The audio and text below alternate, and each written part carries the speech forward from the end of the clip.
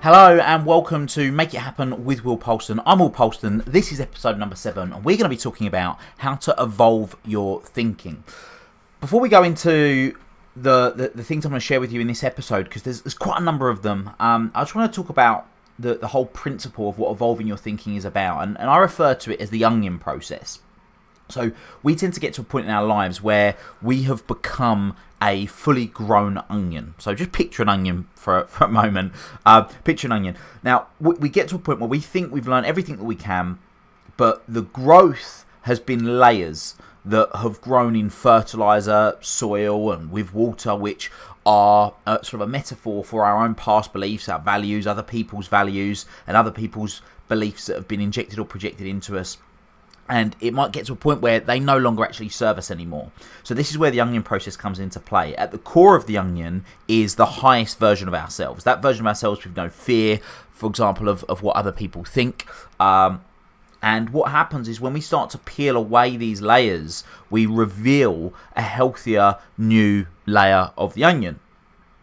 And like when we peel layers of an onion, what can happen is our eyes water, and it's no different to when we're peeling back layers of ourselves. Sometimes it can be a little bit emotional. The more layers of the onion we remove, the closer we get to the truest version of ourselves, and it can be an emotional process because we have these realizations that we've maybe been going through certain, or we've been operating on certain patterns for some time, and it's a very powerful part of the process, but it's a great one all the same. So let's move forward. So sort of along the similar lines as the onion process, one of the things I refer to a lot of the time is all possible knowledge. So what we tend to think of is that we have information that we know and information that we don't know. And I'm sure you'll agree that there's more information that you don't know than what you do know.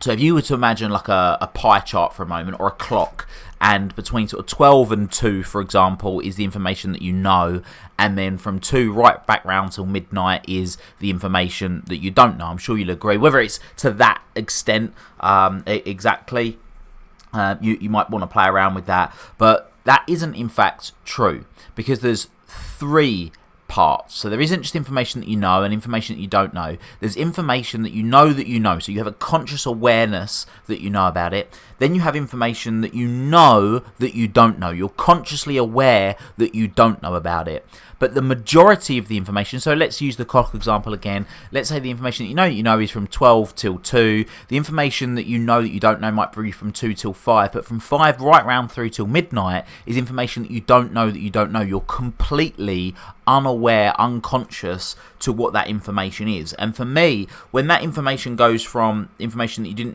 know to information that you know, that's when we have the light bulb moments, the eureka moments, the aha moments. And I'm constantly striving to enable myself and clients and you who's listening to this, so let's take information that you didn't know to information that you know, because that's really where the magic happens in that respect. So in order to do that, there's a few things that need to happen, and I'm going to introduce a number of different concepts in this episode to you that will enable you to expand that level of thinking, to expand that level of consciousness, or expand that level of awareness. But one of the things I just want to talk about very quickly is the difference between thought and thinking. So a thought is deemed to be a sudden idea that just occurs. Now, we could go down a rabbit hole of discussing where thoughts come from, but one of the things that I can almost guarantee is that if I was to ask you and a handful of other people that you know, have you ever had the thought, I'm hungry, there would be a unanimous decision. Have you ever had the thought, I think I might be running out of money? Have you ever had the thought, I need the toilet? Have you ever had the thought, it's hot, it's cold? They're thoughts that pop into our head as a result of something. Now, sometimes we might wonder where they come from, granted, and like I said, that's a rabbit hole we're not going to go down to today. But the thought is the thought. They're not your thoughts, it's just thought. It happens. Thinking, on the other hand, is when we're considering or reasoning about a thought. So we are making a conscious decision, albeit sometimes that is subconsciously, about the thought that we've had. So I don't want to go much deeper than that, but I do just want to distinguish the fact that they're different, because when we understand that they're different, it means that we have the ability to change it, because we have a choice. Now, there's a few decisions that you can make that can have a significant impact on how you live the rest of your life. Essentially, the decisions that create your destiny. Now, the first decision that you get to consciously choose as a result of your thinking is what to focus on. The second decision that you can choose that can create change for you is what you make something mean. It's the meaning that you give it. What happens is what happens, but the meaning you give it is what is going to determine the situation. I've got something I'm going to share with you in a moment along those lines. And then the third decision that you get to choose is what to do next. Because essentially all that we ever control are our perceptions, our actions, and our choices. That's all we have control of. Everything else can be up to other people, but we control our perceptions, our actions, and our choices. Now, a formula, a very basic formula that you can use to change your life, a very, very simple one, is event or situation. So an external situation or event, add your response equals the outcome. So E plus R equals O. Event, add response equals your outcome. The difference between a response and a reaction is an impulsive decision. A response is something that you choose to do as a result of your thinking. So I'm sure you've had a situation in the past where you've done something and then years later, months later, maybe even just weeks later, you've gone, oh, I wish I didn't do that. And I'm exactly the same. I've done that so many times myself. But what I train myself to do now, because I've become a lot more aware of the decisions that I'm making and when I'm reacting and when I'm choosing to respond, is I make that time shorter and shorter and shorter, to the point now where rather than react, which is my impulse, the response is so quick that rather than me want to change it after the event's happened, I can change it before I've actually reacted itself. So I've brought it into sort of real time. Now, obviously not in every instance. Sometimes I do react. Of course there are. But it's something that I've been able to use and speed up the process in a significant way. Another little formula, whilst we're on the subject of formulas, is the formula for happiness. So happiness is equal to or greater than your expectations. So I'll say that again. Happiness is equal to or greater than your expectations. And again, we're going to be talking about that in a little bit more detail in just a moment. Something else I just want to go through before we look at moving on into more about evolving your thinking and some of the slightly more complex ways of thinking is I want you to just consider or just imagine for a moment that I was holding up a glass of water that was filled approximately halfway. Now, if I was to do that, I'm sure you'd expect me to ask you, how do you see the water? Is it half full or half empty? Are you the pessimist or the optimist? But that's not what I'm going to ask. If I was to ask you, how heavy is the glass of water? How much do you think it would weigh? Maybe 6 ounces, maybe 10 ounces.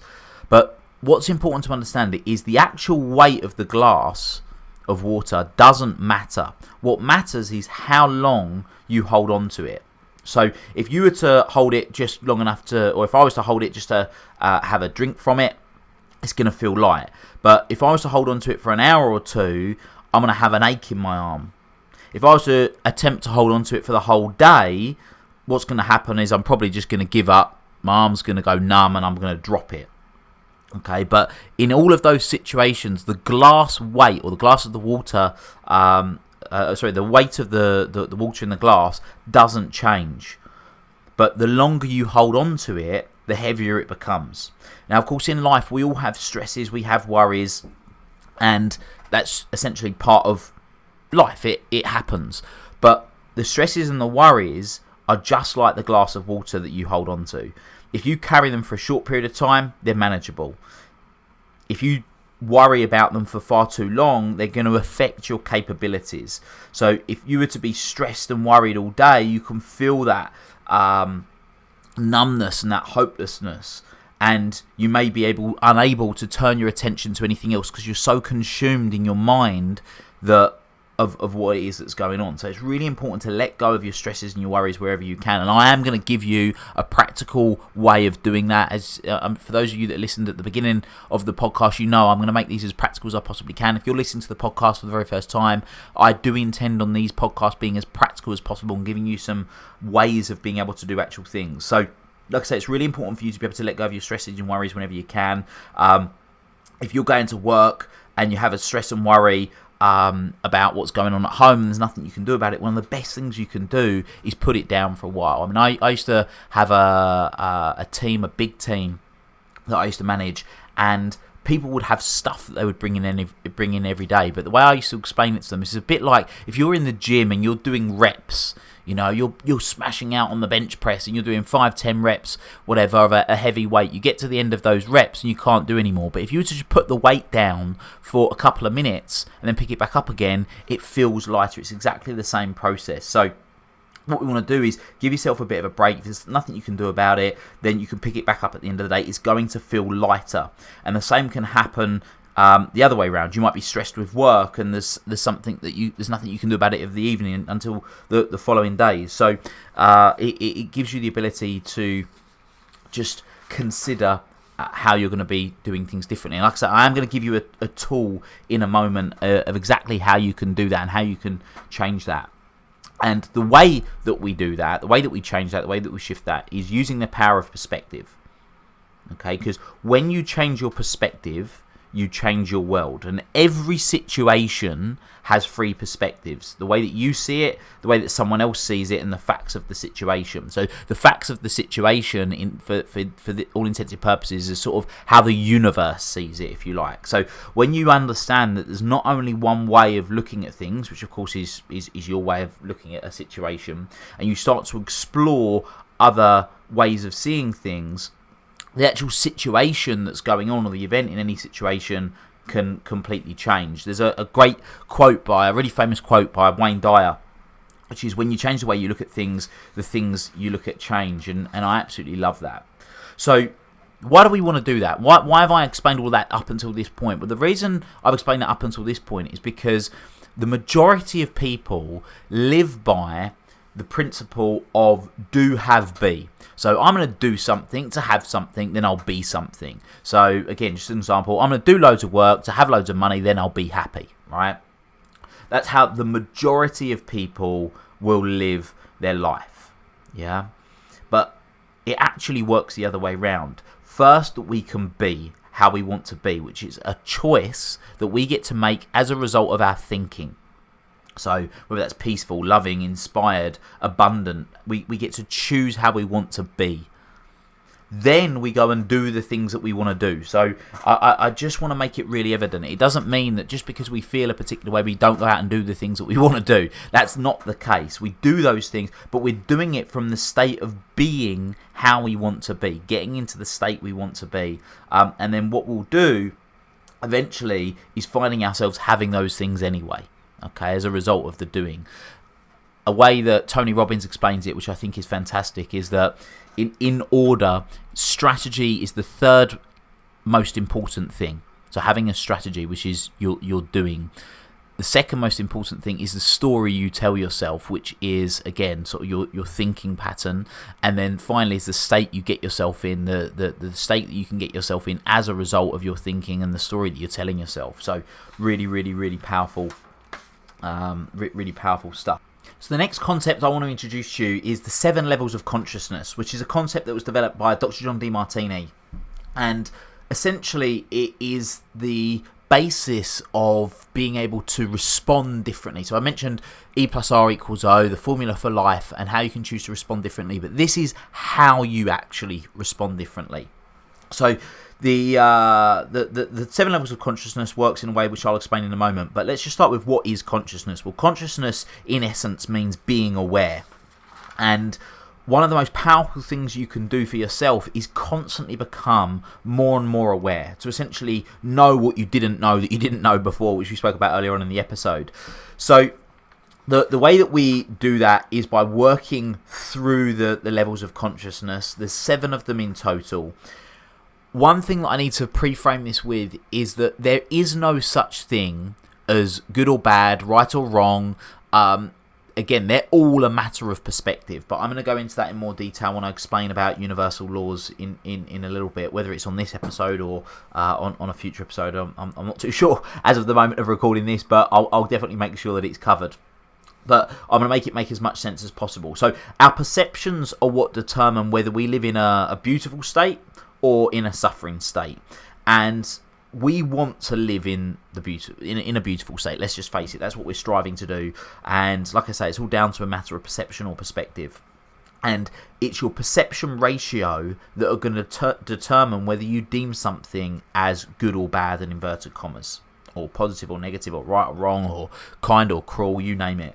So how do we do that? Well, let's just go through the 7 different levels. So the lowest level of consciousness is the suicide level. Now, this doesn't mean you're suicidal necessarily, but it does mean that you have a significantly lopsided perception. So the perception ratio is 7-1. So if you were to draw a line down the page, you'd see 7 good to 1 bad, or 1 bad to 7 good. You're out by 7-1. That's what we're trying to make. The point we're trying to make here. You'll be at sort of breaking point. You'll be in desperation, and you'll be using language like have to. The next level up is the survival level of consciousness, where you'd have a perception ratio of 6-1, and you'll be using language like ought to. The next level up from that is the security level of consciousness, and you'll have a perception ratio of 5-1. You'll be using language like need to. Then you've got the break-even level. The break-even level is social, and you'll be using language like want to, and that's a 4-1 perception ratio. You've got the self-esteem level of consciousness, which is a 3-1 perception ratio, and you'll be using language like desire to. You've then got the self-fulfillment level of consciousness, which is a perception ratio of 2-1. You'll be using language like choose to. And then you have the self-actualization level of consciousness, which is a perception ratio of 1-1. You'll be using language like love to. I love to do X, Y, and Z.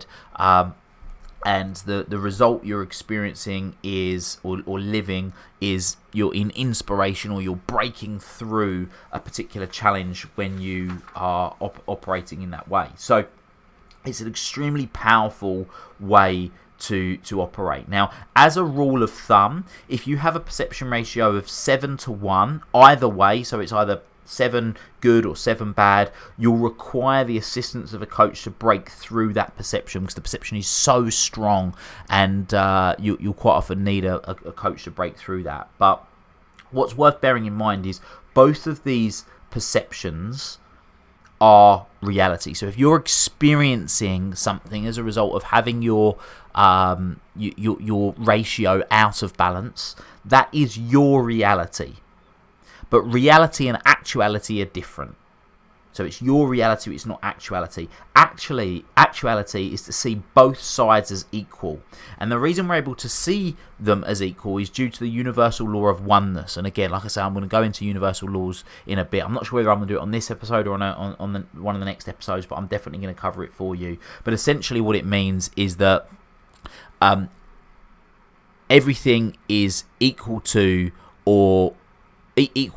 its whole.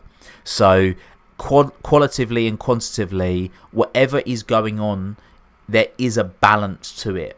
It's not one-sided. So that's what we're striving for. Now, if you don't have an equal balance, which the majority of people don't have, you'll have an emotional charge. So you'll know if you are experiencing this. You'll know if you've got an imbalance, because you'll have an emotional charge, which means you'll have guilt, or you'll have anxiety, and as a result of that, you're not able to be truly present, and you're not able to be truly grateful. But when we balance that out, you are able to be in a state of gratitude. And the way that we do that is, if you want to break good, so you've got an infatuation with something, you look for the drawbacks, the primary, second, and tertiary drawbacks. If you want to break a bad to good ratio, then you look for the benefits, the primary, second, and tertiary benefits. And the best way to do this is look for it in certain areas of your life. So in your health, your fitness, your family life, your relationship, your social life, your attitude, your career, your business, your financial, you can look for them in your highest means values as well. So give you a contextual example of this. I'll use one that I was going through with someone just recently, and this particular person had an emotional charge over the fact that they'd got to a particular point in their life where they didn't want to be working 5 days a week. In fact, they had a lot of resentment around working 5 days a week. They'd been successful in their life. They had got to a point where previously they could work 4 days a week, and they had a high value on spending time with their family, doing certain things with their family, spending time with their partner, having that extra day of the weekend to have a bit of self-love. And yeah, they were resenting it. They were resenting the fact they had to work 5 days a week at this particular point in life. Now, I explained to the individual this whole principle, which we've just gone through, and got them to start to see what the benefits were to them working 5 days a week now. Because again, we're not saying that it's going to be the benefits for them working 5 days a week forever. It's 5 days a week now, in this moment, so they can be as present and full of energy as possible. So I said to the individual, what was the downside to you working 4 days a week? And they were like, there isn't one. There definitely isn't one. I said, there has to be. And he started looking, and he was looking hard. And then he said, well, and I asked him the question, well, let's look around the key areas of life, in your health, your fitness, your family life, financially, so on and so forth. And he said, yeah, I've thought of one. One of the downsides to me working 4 days a week was that the business didn't do as well as it could have done. And I said, okay, cool. And what was the downside of that? And he said, well, when we sold the business, we didn't sell it as much as we could have sold it for. And I said, well, what was the downside to that? And he said, well, the downside to that is that I don't have the money that I would want to have now, which would mean that I wouldn't have to maybe work. If we'd have sold it for a much greater sum, I maybe wouldn't have to work now at all. So just to give you an example of how that can be done, we got to the tertiary benefits, which is the primary, the secondary, tertiary benefit of working. That was the drawback of working those 4 days back then. So he started to create some balance and see that actually it wasn't this absolute ideal, this infatuation that he had with working 4 days a week. Now, you can apply this to anything and start to get more of a perspective on your situation now.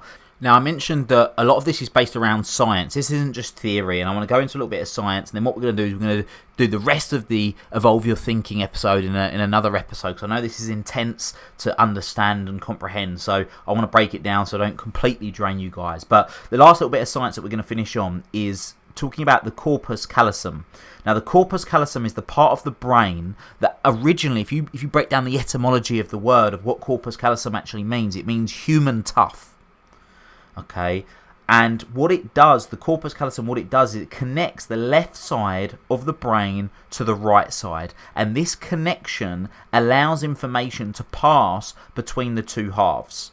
So in essence, by having a balanced one-on-one perception, you're creating a balance on both sides. You're using the corpus callosum to connect the good to the bad, the positive to the negative, whatever the duality is, in the same way that the corpus callosum connects the left and the right side of the brain. So by you harnessing this process, you will effectively be unbreakable, a human tough, if you like to use the translation, as you'll be able to balance out any situation by your response and therefore live in a state of gratitude. So I hope you found part 1 of this episode beneficial. I look forward to going into part 2 of Evolving Your Thinking next week. Until next time, make it happen.